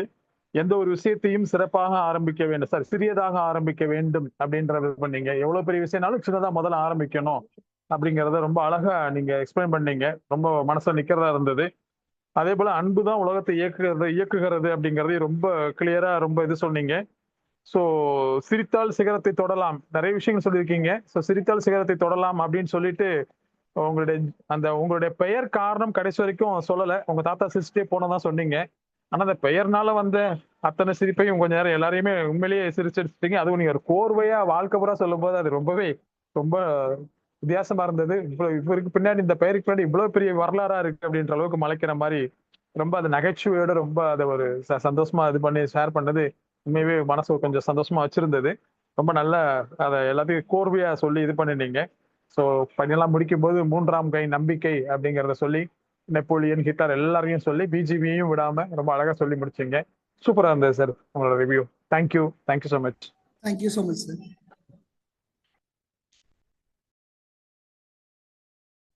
ரொம்ப நல்லா இருந்ததுங்க சார் உங்க ஸ்பீச். ஆரம்பத்துல இருந்தே சின்ன சின்ன துவக்கங்கள் அப்படின்ற மாதிரி ஸ்டார்ட் பண்ணிருந்தீங்க. நம்ம எந்த விஷயமும் பெருசா பண்றதை விட சின்னதா ஒரு இது ஸ்டார்ட் பண்ணிட்டோம்னா நல்லா பண்ணலாம் அப்படின்ற மாதிரி அது ஒரு இதுவா இருந்தது, மோட்டிவேஷனலா. அதுக்கப்புறம் பாத்தீங்கன்னாக்கா நம்ம நேரத்தை எந்த அளவுக்கு வீண் பண்றோம் அப்படின்ற விஷயம் சொல்லியிருந்தீங்க. அந்த விஷயம் வந்து சொல்லும் போது ரொம்ப அழகா இருந்தது. என்னன்னா நம்ம நிறைய டைம் வேஸ்ட் பண்றோம், அது வந்து நம்ம டைம் மட்டும் அது போகல, அதனால நம்மளுடைய லைஃபே பேக்ல போயிட்டு இருக்கு அப்படின்ற விஷயத்த சொல்லியிருந்தீங்க. அதுவும் ரொம்ப பிடிச்சிருந்தது. அதுக்கப்புறம் பாத்தீங்கன்னா இந்த தண்ணி பத்தி ரொம்ப கேஷுவலா சொல்லியிருந்தீங்க. ரொம்ப நல்லா இருந்தது அந்த விஷயம். நம்ம வீட்டுல குடிக்கிறதா இருந்தாக்கா அது தண்ணியும், நம்ம அதே ஒரு கோயில்ல குடிக்கிற தண்ணிக்கும் வித்தியாசத்தை சொல்லியிருந்தீங்க. அப்போ நம்மளுடைய அந்த லைஃப்ல அதை அப்ளை பண்ணி பார்க்கும்போது ரொம்ப அருமையா இருந்தது சார். நீங்க சொல்ற அந்த ஒரு கண்டென்ட்டும் நிறைய விஷயம் ஷேர் பண்ணிருந்தீங்க. Thank you sir. Thank you ma'am. Sir Jyothi sir ரொம்பவே நல்லா இருந்தது. ரொம்ப ஷார்ட் டைம் முன்னாடி சொன்னாங்க, அன்புதான் உலகத்தை ஆளுது, அந்த மாதிரி நீங்க சொன்ன கண்டென்ட்லாம் சொல்லிட்டாங்க. ஸோ ரொம்ப ஷார்ட் டைம்ல கிட்டத்தட்ட ஒரு 10ல இருந்து ஒரு 15 லீடரை கண்ணு முன்னாடி கொண்டு வந்துட்டீங்க சார். வஉசில ஸ்டார்ட் பண்ணி வள்ளலார், இடையில கண்ணதாசன் வந்தாரு, ஏஆர் ரஹ்மானை கொண்டு வந்தீங்க. அந்த மாதிரி நிறைய லீடரை முன்னாடி வச்சு நீங்க சொல்ல வந்த கருத்தை ரொம்ப அழகா நம்மளோட 3 லீடர் பாரதியார், காந்தி, விவேகானந்தரோட அவங்களோட லைஃப்ல இருந்த அவங்களோட பேசிக்கா இருந்த ஒரு நம்பிக்கையில அவங்க எந்த அளவுக்கு சக்சஸ் ஆனாங்கன்றத சேர்த்து, நம்பிக்கை இருந்தா எதையும் சாதிக்க முடியும்னு சொல்லியிருந்தீங்க. ரொம்பவே நல்லா இருந்துச்சு சார். உங்களோட ஸ்டார்டிங்ல இருந்து நீங்க என்ன சொல்ல வரீங்கறத சொல்லி உங்களோட பினிஷிங் வரைக்குமே ஒரு கோர்வையா கொண்டு வந்து ரொம்பவே நல்லா சொல்லியிருந்தீங்க. தேங்க்யூ சார், ரொம்பவே நல்லா இருந்தது. அனைவருக்கும் வணக்கம். வணக்கம் ஜோதி சார். நான் உண்மையாவே ஸ்டார்டிங்ல ஜோதி சார் வரும்பொழுது என்னோட அக்கா பேர் கூட ஜோதிதா, அவரை நான் தம்பி தம்பின்னு சொல்லிதான் கூப்பிடுவேன். இது வரைக்கும் அப்படிதான் கூப்பிட்டுருக்கேன். இது ஒரு நாள் கூட நான் ஜோதின்னு கூப்பிட்டது இல்லை. ஆனா அவருடைய அந்த பெயர் பத்தி சொல்லும் போது அது நான் அந்த இடத்துல இருந்தா கூட அதை ரொம்ப வலியாதான் ஃபீல் பண்ணியிருப்பேன். ஆனா அது ஒரு பெரிய விஷயமா எடுத்துக்காம ரொம்ப ஸ்போர்ட்டிவா எடுத்துக்கிட்டு அதையே ஒரு படிக்கட்டா நினைச்சு மேல வந்திருக்காரு. வாழ்த்துக்கள். அதுக்கப்புறம் வந்து அவர் சொன்ன நிறைய விஷயங்கள் பார்த்தீங்கன்னா நம்முடைய தலைவர்கள் செய்த தியாகங்கள். ஆஹ் காந்தி அவர் வந்து வக்கீலுக்கு படிச்சிருந்திருக்காரு. அதே சமயத்துல தன்னோட மனைவி மக்களை ரொம்ப சந்தோஷமாவும் வசதியாகவும் வாழ்ந்து வச்சிருக்கலாம். ஆனா அவர் செய்த தியாகம் தான் இன்னைக்கு நம்மளுக்கு சுதந்திரமே கிடைச்சிருக்கு. அதே மாதிரி பாரதியார் அவருடைய கவிதை எழுதி அவருடைய மனைவி மக்களை கண்டிப்பா நல்லா வச்சிருந்திருக்கலாம். ஆனா அதெல்லாம் பெரிய விஷயமே கிடையாது. என்னுடைய நாட்டோட சுதந்திரம் தான் ரொம்ப முக்கியம்னு சொல்லிட்டு அவரு என்ன பண்ணியிருக்கிறாருன்னா அவர் செய்த தியாகத்தினாலதான் நம்மளுக்கு ஒரு ஒரு விழிப்புணர்வு ஏற்பட்டு நம்ம நாடு நமக்கு வேணும் அப்படின்னு சொல்லிட்டு நாமளும் சுதந்திரத்துல ஈடுபட்டு அதை வாங்க முயற்சி பண்ணும். சோ இவங்கெல்லாம் தியாகம் செய்யலைன்னா இன்னைக்கு நம்மளுடைய நாட்டை நம்மளால ஆண்டிருக்கவே முடியாது. அவங்கள பத்தி ரொம்ப டீட்டெயிலா சொன்னதுக்கு ரொம்ப நன்றி. தேங்க்யூப்பா. தேங்க்யூ ஜோதி. நல்லா இருந்தது. மேடை பேச்சு எப்படி பேசணும்னு நிறைய பழகிருக்குங்கிற மாதிரி தெரியுது. அதனால ஒரு ஒரு சிறந்த மேடை பேச்சாளர் மாதிரியே தான் பேசுனீங்க. மேடை பேச்சாளர்களை வந்து கவனிக்க வேண்டிய ஒரு சில விஷயங்கள் மட்டும் நான் அஹ், உங்களுக்கு சொல்லிடுறேன். அதை கொஞ்சம் சரி பண்ணிட்டீங்கன்னா இன்னும் கொஞ்சம் நல்லா இருக்கும். ஒன்று முக்கியமாக வந்து நம்ம எந்த தலைப்பில் பேசுகிறோம் அந்த தலைப்பை ஒட்டி தான் வந்து நம்மளுடைய விஷயங்கள், அதுக்கு நம்ம கொடுக்கக்கூடிய டைமிங்கு, அதெல்லாம் வந்து நம்ம கரெக்டாக பொருத்தி கொண்டு போகணும். அப்போதான் தீமில் நம்ம கொண்டு போகிறோம்னு இருக்கோம். இப்போ இன்னைக்கு நீங்கள் பேசின பேச்சில் வந்து எல்லாருக்கும் மனசு என்ன நிற்கும்னு சொன்னாக்கா உங்களுடைய பேர் இது வந்து இந்த மாதிரிலாம் ஆச்சுன்றதான் நிற்கும். இன்னைக்கு தலைப்பு அது கிடையாது இல்லையா? இன்னைக்கு தலைப்பு வந்து நம்பிக்கையை பற்றி பேசுகிறோம். மூன்றாவது கை நம்பிக்கை தான் உங்களுடைய தலைப்பு. ஸோ அதில் நடுவில் வந்து நம்ம வந்து ஏதாவது ஜோக் அடிக்கணும், கொஞ்சம் தமாஷா பேசணும், அதெல்லாமே வந்து மேடை பேச்சில் சில உத்திகள் அதெல்லாம் பண்ணி தான் ஆகணும். அதெல்லாம் எல்லாம் ரொம்ப போர் அடிச்சு வந்து ஒரே டல்லாக பேசக்கூடாது. எல்லாம் ரசித்து சிரிக்கிற மாதிரி இருக்கணும். பட் எனக்கு என்னவோ வந்து நீங்கள் உங்களுக்கு கொடுக்கப்பட்ட நேரம் வந்து 40 நிமிஷம் தான். ஆனால் நீங்கள் 1 ஹவர் ஃபுல்லாக எடுத்துட்டீங்க. இப்போ 5 மணிக்கு மேலே போயிட்டு இருக்கோம். சொல்றது 4 மணிக்கு புக் ரிவ்யூ ஆரம்பிச்சா 4:40 வரைக்கும் பேசணும். பாக்கி 20 மினிட்ஸ் வந்து இந்த மாதிரி மற்றவங்க அவங்களுடைய ஒப்பீனியன் ஷேர் பண்ணிக்கிறதுக்காக இருந்தது. பட் உங்களுக்கு வந்து அந்த மாதிரி 40 மினிட்ஸ்ல முடிக்க முடியல. உங்களால் ஃபுல்லாக 60 நிமிஷமே ஃபுல்லாக எடுத்துட்டீங்க. இப்போ எக்ஸ்ட்ரா டைமில் பேசிட்டு இருக்கோம் மற்றவங்கலாம். இதற்கு முக்கியமான காரணமே நீங்கள் தலைப்பை விட்டு வெளியே போயிட்டீங்க. ரைட்டுங்களா? உங்களுடைய மேஜர் போர்ஷன் ஆஃப் டாக் வந்து உங்களுடைய பேரை பற்றி இது வந்து சுவையாக தான் சொன்னீங்க, இல்லைன்னு சொல்லலை. சுவையாக தான் சொன்னீங்க, எல்லாருமே ரசிக்கிற மாதிரி சொன்னீங்க. பட் அதுக்கு கொடுத்த டைமுங்கிறது ரொம்ப ஜாஸ்தி. அவ்வளோ டைம் அது கொடுக்க வேண்டியதில்லை. அது கொஞ்சம் லைட்டாக ஓடிட்டு காமிச்சிட்டு நீங்கள் தாண்டி போயிருக்கலாம். அதனால வந்து அந்த தீமையை ஹைஜாக் பண்ணிட்டு போயிடுச்சு. நம்பிக்கைங்கிற தீமில் வந்து ஃபுல்லாக அடங்காமல் அது கொஞ்சம் எக்ஸ்ட்ராவாக சைடில் இழுத்துட்டு போகிறாங்க. நம்ம சினிமாலாம் வந்து அந்த காலத்தில் இருக்கும், இந்த காலத்து சினிமாவுக்கு தெரியாது எனக்கு. அந்த காலத்து சினிமாவில் ஒரு ஹீரோயின் இருக்க மாதிரி ஒரு இது காமெடியனுக்கு ஒரு ஜோடி அந்த மாதிரி இருப்பாங்க. அப்போ அந்த ஹீரோயின் கதை தான் மெயினாக இருக்கும். இந்த காமெடியனோட கதை வந்து சைடில் கொஞ்சமாக வரும், அவ்வளோதான். பட் நீங்கள் என்ன பண்ணீங்க, ஹீரோயினை அமுக்கி விட்டீங்க. அவங்கள கொஞ்சமாக ஆக்கி விட்டு இந்த காமெடியனை ஜாஸ்தி ஆக்கி விட்டீங்க. அந்த மாதிரி பண்ணாக்கா அந்த சினிமாவினுடைய தீம் என்னவோ அந்த தீம் டிஸ்ட்ராக்ட் ஆகிடுது. அது இல்லாமல் பார்த்துட்டீங்கன்னா சரியாக இருக்கும். மற்றபடி நல்லா பேசுனீங்க. நல்லா நிறைய பாயிண்ட்ஸு, நிறைய வந்து அதை வந்து நம்ம எடுத்து ஃபாலோ பண்ணக்கூடிய விஷயங்கள். ஒரு வேலையை எடுத்தோம்னு சொன்னாக்கா அந்த வேலை மீது நமக்கு ஒரு காதலே இருக்கணும்னு சொல்கிறீங்க. அந்த அளவு ஒரு தீவிரமான ஒரு அட்டாச்மெண்ட் நம்ம எடுத்த வேலைக்கு மேலே இருக்கணும். அதே மாதிரி டைம் மேனேஜ்மெண்ட் கரெக்டாக பண்ணணும். பண்ணி முடிச்சு எந்த வேலையாக இருந்தாலும் வந்து சின்னதாக ஆரம்பிக்கணும்னு சொன்னீங்க. அதுக்கு சொல்லுவாங்க பெரிய பெரிய காவியங்களே கூட ஒரு எழுத்தாக தான் எழுதப்படுகிறது. பெரிய காவியம்ன்றதால மொத்தத்தையும் ஒன்றா எழுதிடல. ரொம்ப திருவள்ளுவராக இருந்தாலும் சரி, கம்பராக இருந்தாலும் சரி, அவங்களுமே முதல்ல ஒரு எழுத்து தான் எழுதணும். எழுத்தா எழுதி தான் வந்து அது பெரிய காவியமாகுது. அதனால் எல்லாமே வந்து நம்ம பிரேக் டவுன் ஸ்ட்ரக்சர்னு சொல்கிறோம். ஒரு பெரிய வேலைன்னு சொன்னால் அது நம்ம வந்து துண்டு உடச்சிக்கிறோம். நம்ம பிஓஏ அதுதான். இன்னும் டெய்லி பிஓஏ போடுங்க நான் வந்து புஷ் பண்ணிட்டே இருக்கிறதுக்கு காரணமே வந்து இன்னைக்கு என்ன செய்ய போறீங்க, இன்னைக்கு இருக்கக்கூடிய 8 மணி நேரம் 10 மணி நேரம் டைம்குள்ள என்ன செய்ய போறீங்க. நம்ம யூனிவர்சிட்டி ஆரம்பிக்கிறோம், அது பண்றோம் எல்லாம் வந்து பெரிய விஷயங்கள்லாம் இருக்கு. அதை வந்து இன்னைக்கு அந்த 8 மணி நேரத்துக்குள்ள என்ன செய்ய போறோம், அது தொடர்பாக நம்ம கோல் சம்மந்தப்பட்டு இன்னைக்கு என்ன செய்ய போறோம்ன்றது அந்த மாதிரி நம்ம பிரேக் டவுன் பண்ணிட்டு சின்னதாக எடுத்துக்கிட்டோம்னு சொன்னாக்கா ரைட், இன்னைக்கு தான் முடியும், அதை முடிச்சுக்கலாம். நாளைக்கு இதோட அடுத்தது பண்ணலாம், அடுத்த ஸ்டெப் போகலான்ற மாதிரி நம்ம டெவலப் பண்ணிட்டு போக முடியும். ஸோ அந்த மாதிரி விஷயங்கள்லாம் நிறைய சொன்னீங்க. நல்லா இருந்தது, வாழ்த்துக்கள். இந்த ஒரு கரெக்ஷன் மட்டும் பண்ணிக்கோங்க. எது தலைப்போ எது தீமோ அந்த தீமை ஒட்டிய விஷயங்கள் தான் நம்ம மெயினாக சொல்லணும். அதை மட்டும் கொஞ்சம் பார்த்துக்கிட்டீங்கன்னு சொன்னாக்கா டைமும் கரெக்டாக மேனேஜ் பண்ணுவீங்க. இந்த நீங்கள் இவ்வளோ நேரம் பேசினதை மனசில் எடுத்துகிட்டு போகிறாங்கன்னா எல்லாருக்குமே வந்து இன்றைக்கி என்ன ஆகணும், நம்பிக்கையை பற்றி விஷயம் அவங்க மனசில் நிற்கணும் இல்லையா? அப்போ தான் நீங்கள் பேசின பேச்சில் சக்ஸஸ். அந்த மாதிரி கொஞ்சம் என்ன மெயின் ஐடியாவோ அந்த ஐடியாவுக்கு மெஜாரிட்டி டைம் கொடுக்குற மாதிரி பார்த்துக்கோங்க. தேங்க்யூ. Thank you sir. ரைட், முடிச்சுக்கலாமா? Okay sir, thank you sir, thank you all. Thank you all.